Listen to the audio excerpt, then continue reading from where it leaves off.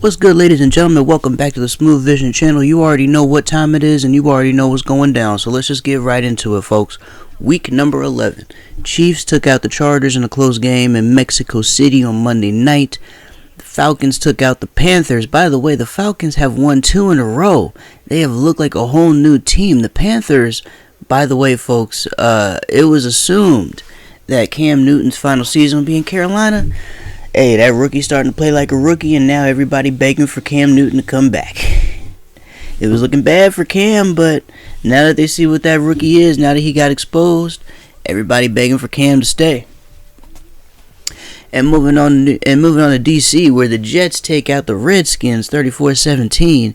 It got so bad in DC that not only are tickets selling as low as $4 to sit in the rafters and as low as $30 just to sit on the sidelines, but there was also a fire Bruce Allen chant and a sell the team chant, but the stadium was so empty that the fans couldn't keep the chant going. That's how bad it is in Washington, D.C. And then in the skull drag of the week, the Ravens kicked the Texans directly in the teeth, and they pretty much put their foot on their neck and never let up, 41-7. This was a beating. The only touchdown the Texans scored was in the fourth quarter. And that was a Carlos Hyde run in garbage time when nobody cared.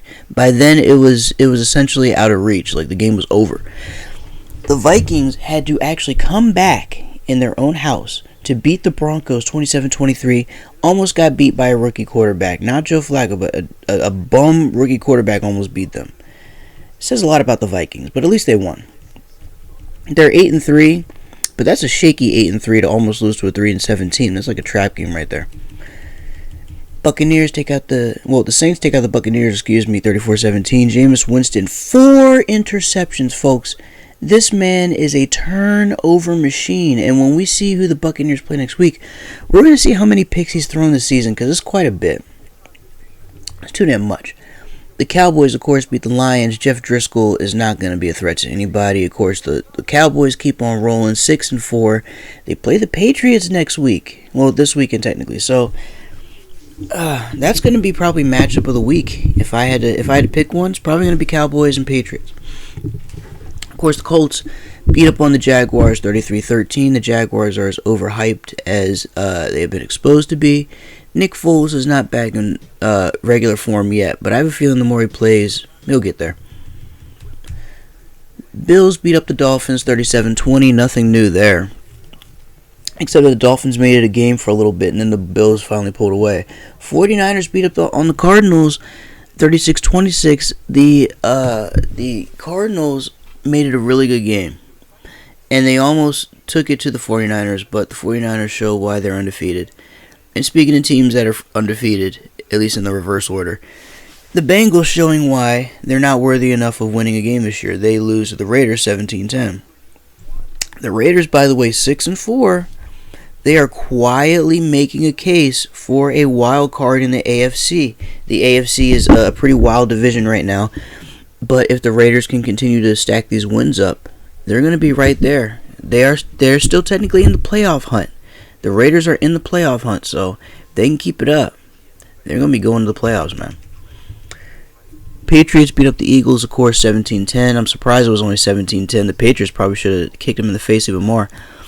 The Rams beat the Bears 17-7 in a terrible Sunday night game. And then, of course, the Thursday night game, the Browns beat the Steelers 21-7. The story here is that Myles Garrett hit Mason Rudolph with Mason Rudolph's own helmet during a brawl that is being compared to the Malice of the Palace back when Ron Artest was punching out fans. It wasn't a great game, but the fight after was definitely amazing. I'm certainly up for that. I'm certainly up for the rematch. It's funny because these two play each other again in 2 weeks, and they go to Pittsburgh. That's going to be a crazy game. Even though there's not going to be any Myles Garrett, he's done for the year, still, the bad blood is there. And with that being said, let's go to Week 12, folks. We got Raiders and Jets. Look at this. The Raiders are getting a nice opponent right here to get a nice W. Pick the Raiders there. Lions, Redskins, oh Lord. Go ahead and pick the Lions. Just pick the Lions. I feel so bad for Dwayne Haskins, too. The rookie quarterback for the Redskins. You can tell he's a winner coming from Ohio State, but man, I feel so bad for him. He has no help over there in D.C. Eagles, Seahawks, go Seahawks. Buccaneers, Falcons, I'll tell you what. Go for the Falcons because look at this, folks. Jameis Winston, 19 touchdowns, 18 interceptions. 19 touchdowns, 18 interceptions. That's ridiculous. And by the end of this game, Jameis will probably have more interceptions than touchdowns, to be honest with you. So pick the Falcons at home. Saints, Panthers. Oh, my bad. Saints, Panthers. I would say pick the Saints in this one. Panthers are starting to struggle. They now look like a team that misses Cam Newton. And with Kyle Allen, he's having an okay season. 10 touchdowns, 9 interceptions. Almost 2,000 yards passing. But he's still a rookie. He's still playing like a rookie.